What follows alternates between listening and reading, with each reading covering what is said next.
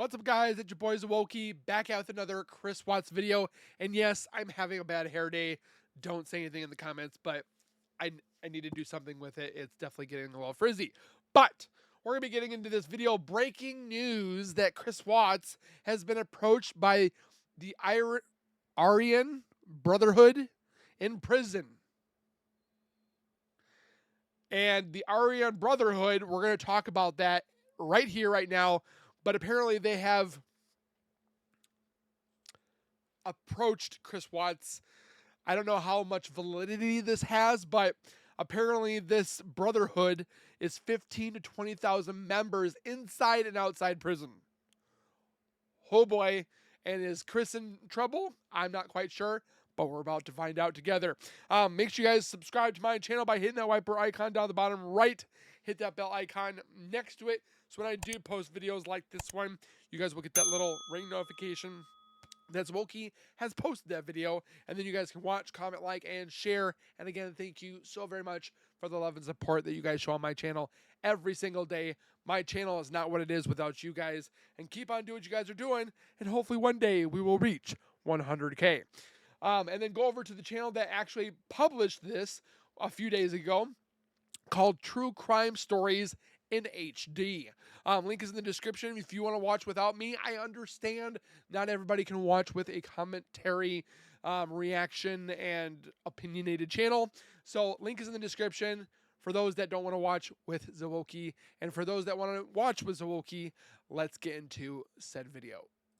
All right, before we go any further, we're going to go over the information of the Aryan Brotherhood, AB for short, is the oldest and one of the most notorious white supremacist prison gangs and national crime syndicates in the United States.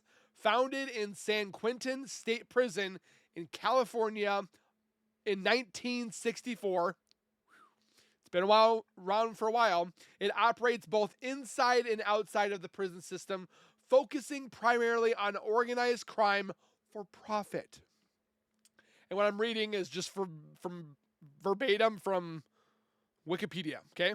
I can't put their symbol on there because it's got a swastika, okay? Now, if I continue, well, there's like different versions of their what would you call it, sigil? But ideology and the structure, while rooted in white supremacist ideology, the gang's primary focus has shifted to criminal enterprise, with financial goals often taking precedence over race-based murders. Membership is exclusive to white inmates and is typically for life. So once you're in the brotherhood, you can't leave. Often requiring a blood oath and the commission of a violent act to join, such as blanking a rival inmate. The organization is generally heretical. I hope I'm not pronouncing that wrong. Headed by 3-man commissions and a 12-man council. Criminal activities. The AB engages in a wide range of illicit activities, including blanking trafficking, the D word, especially, I can't say them on the YouTube channel because it will get blocked. Murder for hire, assault, extortion, gambling, inmate prostitution, armed traffic. I'm just reading this verbatim, so I don't want anybody coming after me saying Zwokey said. I'm reading. Look, hold on. I'm reading for verbatim what it says, okay? This is what it says. I'm just here. I'll just put it up here for you guys to look at. Ah! Where's it going? There we go. Boop. Okay. Operation on the streets from inside maximum security prisons using smuggling cell phones, which is something that I've heard that Chris Watts was caught with. I heard, again, I don't know if it's factual, but that he was caught with a cell phone. So yeah. Influence and alliances. Despite making up a very small percentage of the total U.S. prison population, the FBI reports that the AB has historically been responsible for disproportionately high numbers of prison murders. The gang has formed tactical alliances with other crime syndicates, notably the Mexican Mafia. That's a big one. To counter common rivals like the Black Guerrilla family. They have also associated in criminal ventures with the Hell's Angels. This is just a whole bunch of stuff that I don't want to be a part of. Symbols and identification. Members using various tattoos and symbols for identification include shamrocks, swastikas, SS Sig ruins, Celtic iconography, the letters AB or the numbers 666. Current status, the Aryan Brotherhood, I hopefully am pronouncing that right, remains an active and significant threat to law enforcement.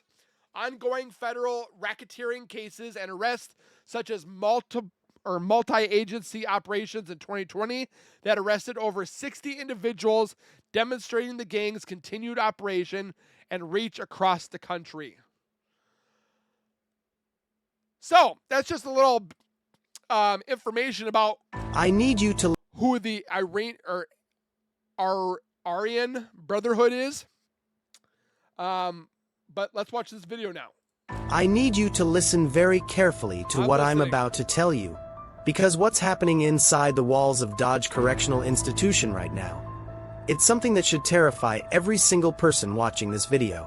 Chris Watts. The name alone makes your skin crawl. Yes, it does. The man who took everything from Shanann, Bella, Celeste, and Nico. He's been living in isolation, protected, separated. But 3 weeks ago, something changed. The Aryan Brotherhood, one of the most violent prison organizations in American history. They didn't just find him. They approached him. And what they want, nobody saw coming. Before we go any further, I need to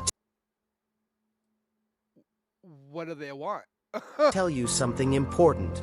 Now, before we dive into what's happening behind those prison walls, we need to remember who this is really about. Shanann Watts, a devoted mother, a loving wife, a woman who built a life filled with hope. Bella Watts, 4 years old, full of life and laughter. Celeste Watts, 3 years old, still learning the world. And Nico, who never got the chance to take his first breath. 4 souls. 4 lights extinguished by the one person who was supposed to protect them. If you're watching this, and your heart breaks for this family the way mine does, type Amen in the comments right now. Amen. Let their family know they're not forgotten. Let them know the world still stands with them. And 2029 cannot come fast enough. Now, I'm going to be honest with you about something. As an investigative reporter, getting information about what's happening inside these prison walls, it's nearly impossible. My sources are limited. Records are sealed. People are afraid to talk. But when you subscribe to this channel, you're not just hitting a button.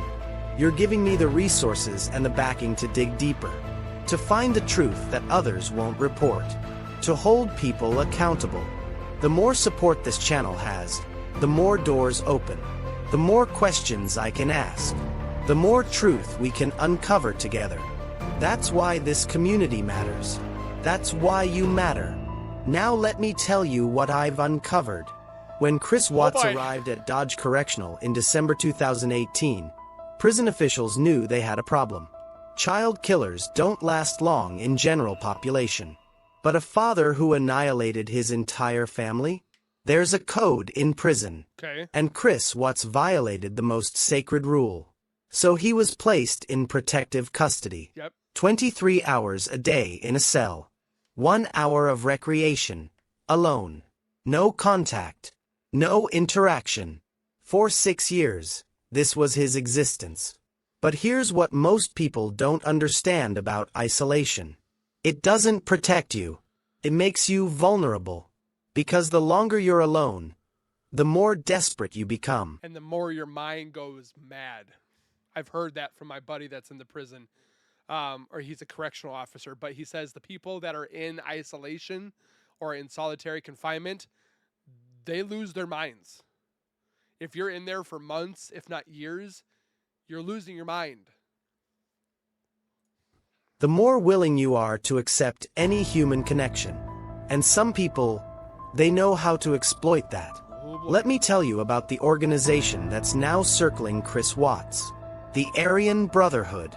Founded in 1964 at San Quentin State Prison. They represent less than 1/10% of the prison population. But they're responsible for 18 to 25% of all murders in the federal prison system. These aren't just criminals. This is a highly organized military-style network that operates with one purpose: power. They have reach, they have resources, and they have patience. So when I tell you they approached Chris Watts, you need to understand what that really means. I want to ask you something before we continue. Do you think a man like Chris Watts, after 6 years of complete isolation, after losing everything, would he be capable of saying no to the first people who offer him protection? Who offer him community? Drop a 1 in the comments if you think he'd resist. Drop a 2 if you think he's already compromised. Because what I'm about to show you, it's going to challenge everything you think you know about this case. Okay. Here's what I've been able to piece together from 3 separate sources inside the prison system. March 14th. Chris Watts is in the recreation yard during his 1 hour of outside time. He's alone. He's always alone. But on this day, someone else is there. Now, the fact that another inmate was in that space at the same time, that doesn't happen by accident. Schedules are controlled. Movements are tracked. Which means someone on the inside, someone with authority, arranged this meeting. The inmate's name? I can't release it. My source's safety depends on confidentiality. But I can tell you this. He's a high-ranking member of the Aryan Brotherhood, and he delivered a message.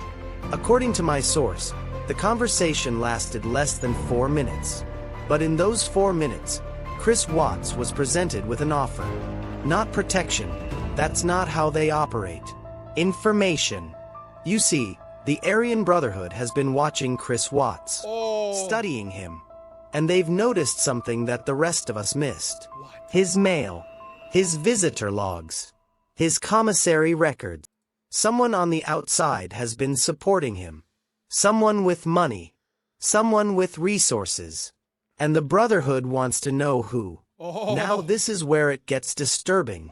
There's a theory circulating in the true crime community.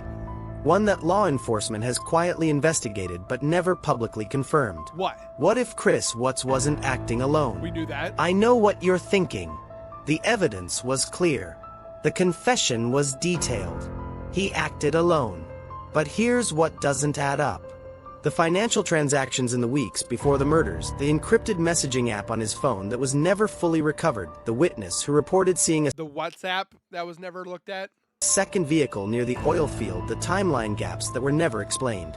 The Aryan Brotherhood believes someone helped him, or knew about it, or benefited from it, and they want to find out who. Why? Because information is currency in prison. And if Chris Watts, who? Why? Because information is currency in prison. And if Chris Watts has information about someone powerful on the outside, that's worth more than gold. I'm going to show you something that's never been released to the public. But before I do, I need to say this. The reason I can bring you this information, the reason I can spend months investigating, interviewing sources, analyzing documents, is because this channel has grown into something bigger than just me. This community has become a force for truth. And if you're watching this right now, if you're invested in finding answers, I am. You're already part of that. The button below this video, that's how we keep growing. Subscribe. That's how we keep digging. No pressure. But know that every person here makes this work possible. Now, let me show you what I found. Here's what terrifies me about this situation. And this is bigger than Chris Watts. This is about the direction our prison system is heading. When we allow organized criminal networks to operate with this level of sophistication inside our corrections facilities, when high-ranking gang members can orchestrate meetings with high-profile inmates, when information can flow freely between the inside and the outside, we're not running prisons. We're running criminal universities.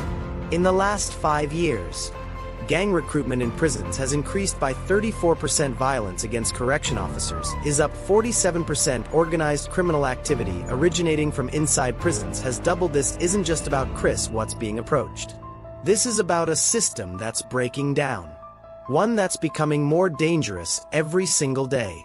My investigation led me to contact 7 different former correction officers. Whoa! Only 2 were willing to talk on condition of anonymity. Of course. What they told me was chilling. The Aryan Brotherhood isn't just operating in Dodge Correctional. Multiple. They have networks in 39 states. Whoa! They communicate through coded letters, corrupted officers, and even smuggled cell phones. And Chris Watts? He's just one target in a much larger operation. They've approached other high-profile inmates. Other people who might have valuable information. Other people who are isolated and vulnerable. This is systemic. This is organized. And this is growing. So where does this leave us? Chris Watts has 3 options. Option 1. He cooperates. He gives them information. He becomes an asset. If he does this, he gains protection, access, community. But he can never leave. But he also becomes complicit in whatever the Brotherhood is planning. Option 2. He refuses. He stays silent. He continues in isolation. If he does this, he remains a target. And the Brotherhood doesn't forgive. They don't forget. Option 3. He reports this to Probably prison officials. And if he does this, well, there are some snitches get stitches, apparently. So things worse than isolation. I need your honest opinion on something. Do you think Chris Watts deserves protection from prison gangs? no. Or is this just karma playing out in real time? Comment, protect, if you think the prison system has a responsibility to keep him safe.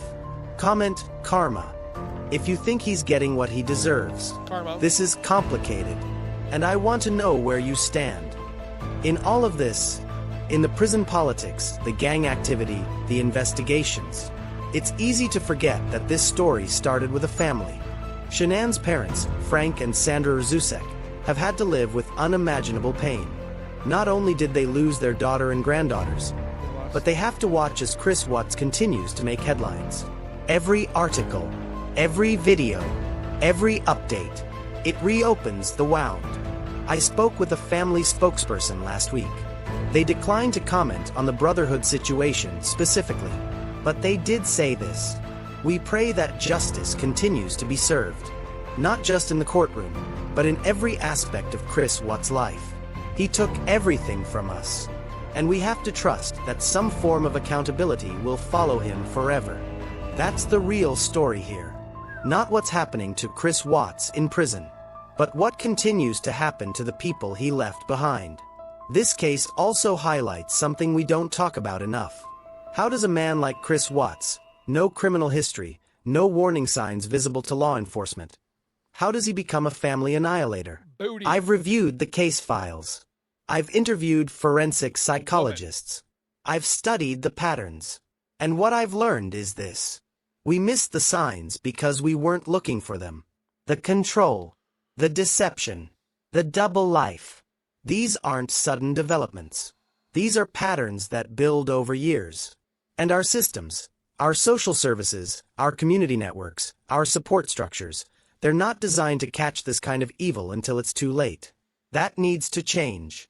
Because while we're focused on what's happening to Chris Watts in prison, there are other Chris Watts out there, living double lives, hiding in plain sight.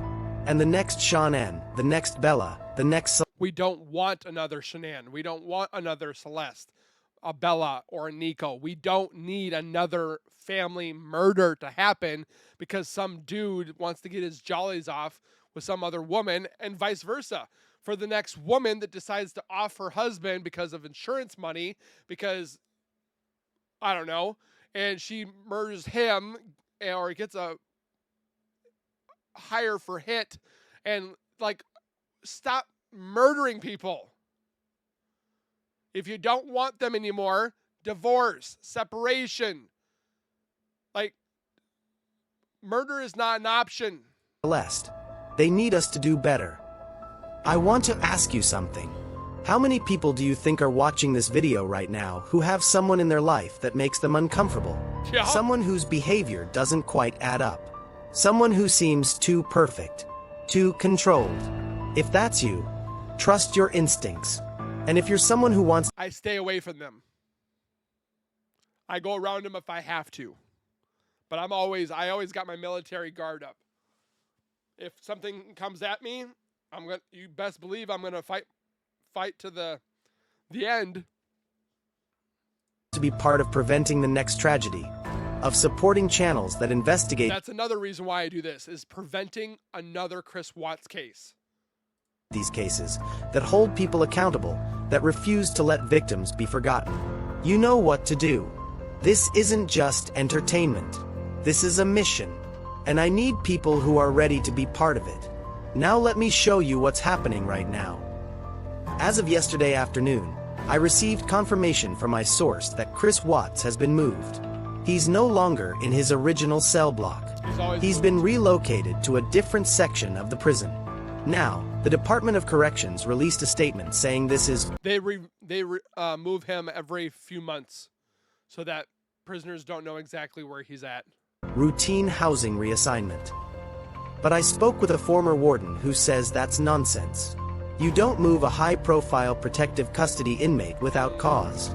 Something happened. Either a threat was made, or intelligence was gathered that required immediate action.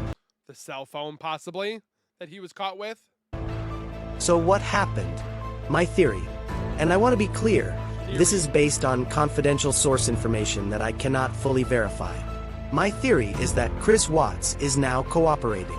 Not with the Brotherhood, with the FBI. Here's what most people don't know.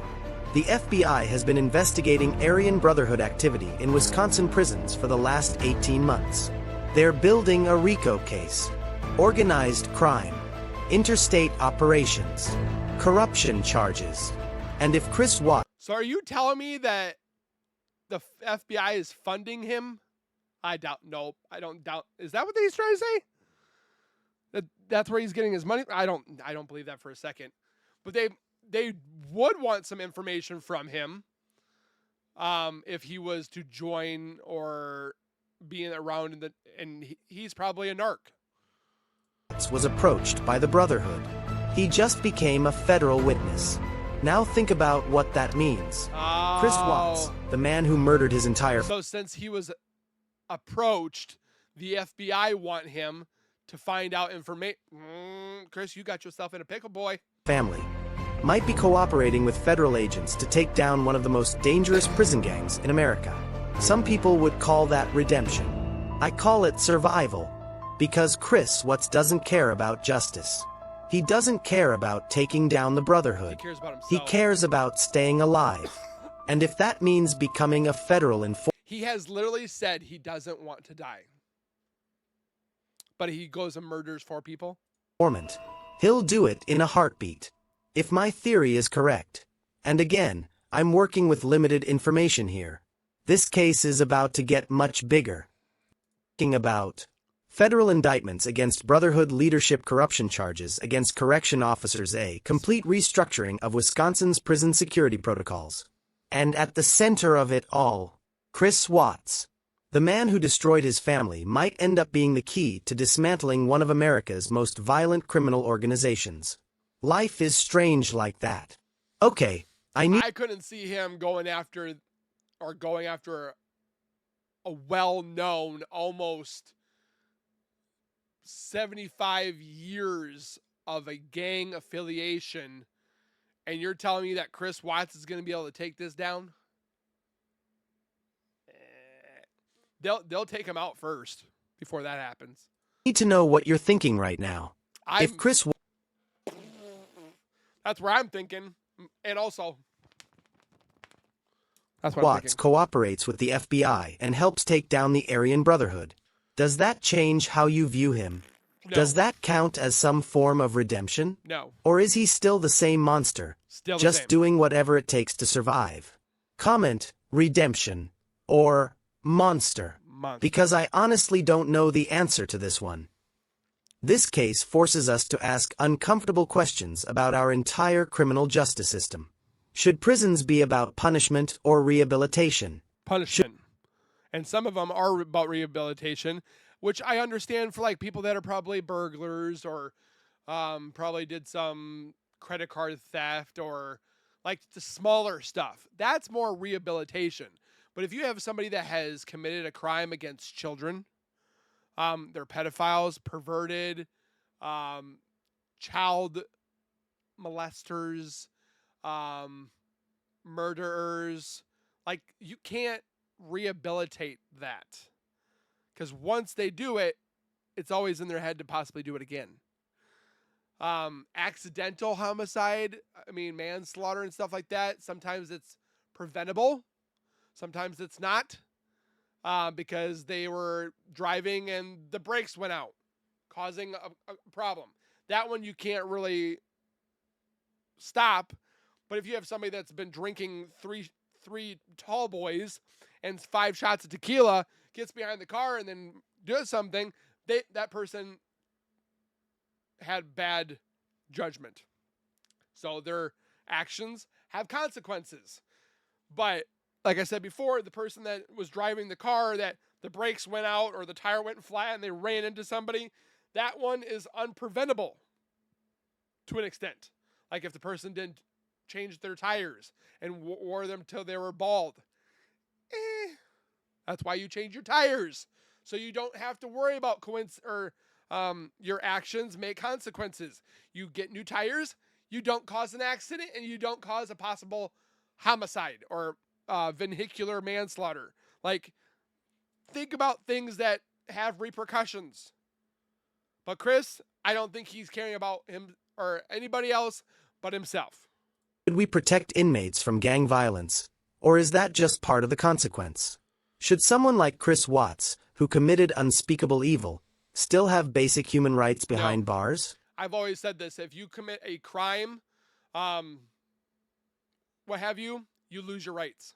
You're not human. You know that doing things bad will get you in jail, if not dead. So if you do things, stop giving them little slaps on the wrist. Their human rights are taken away. This man doesn't deserve constitutional rights. It's just my thought. I could be wrong. If you agree, let me know. If you disagree, I would love to know why. But we can disagree and agree and still be civil. I don't have simple answers to these questions. But I do know this. A prison system that allows organized criminal networks to operate freely isn't serving justice. It's breeding more criminals. And when inmates like Chris Watts become targets, or informants, or assets, we're not running a correction system. He's a liability. We're running a crime syndicate with government funding. That should terrify all of us. One more thing before we wrap up. Shannon Watt's story has had an unexpected impact. In the 6 years since her murder, there's been a 67% increase in domestic violence awareness programs. Sales of home security systems have increased. Women are more willing to report controlling behavior.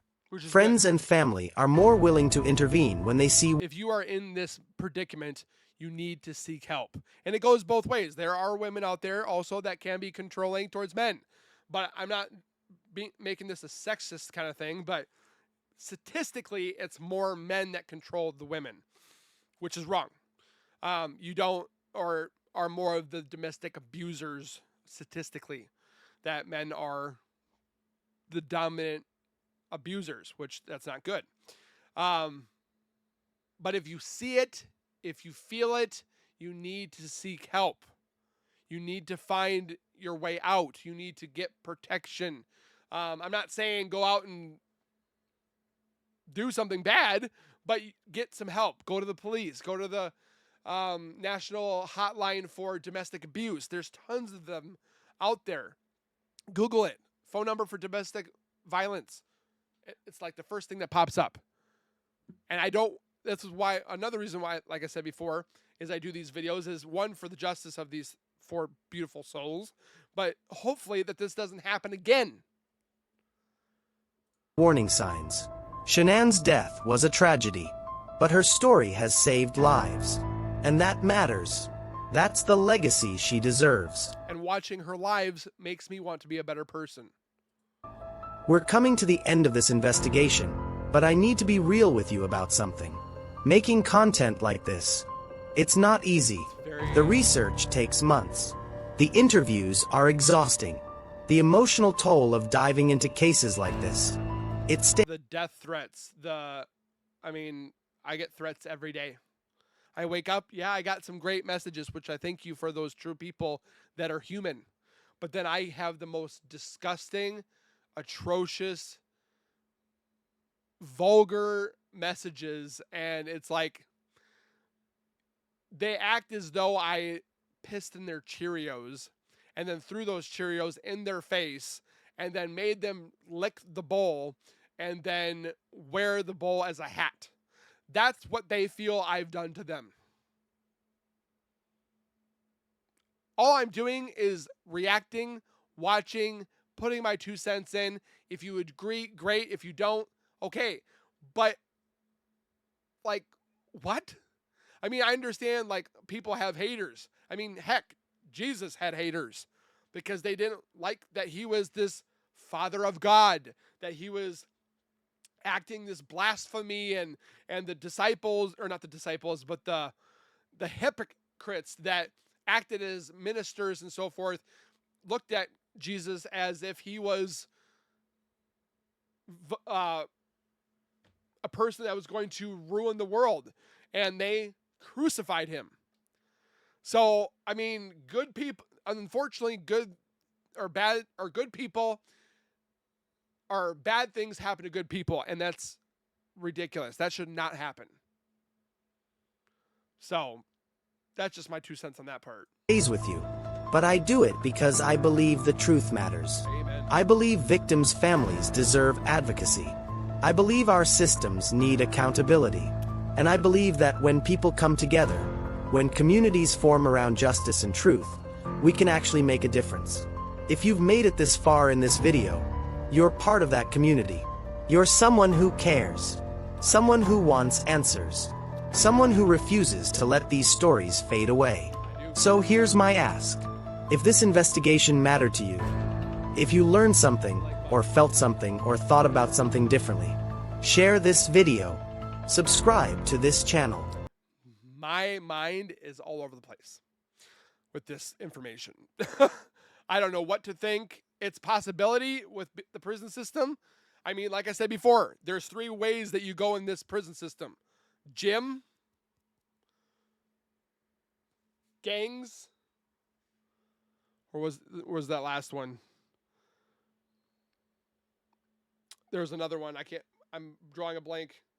But the big top ones are going to the gym or working out all the time to keep your mind at bay, being a gang affiliate with some type of gang. And then the other one was more or less like silence. You keep to yourself. You just completely shut down. Chris is already good at that, so who knows? But he had to pick one, and sounds like somebody came up to him and was like, we want to know the scoop. Why are you getting all this stuff? We want in, kind of thing.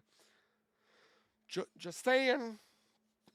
Make sure you guys comment your thoughts down below. I would surely love to hear them on this information. Again, we can't say that this is fact. We have to say that it's alleged. It's all opinionated.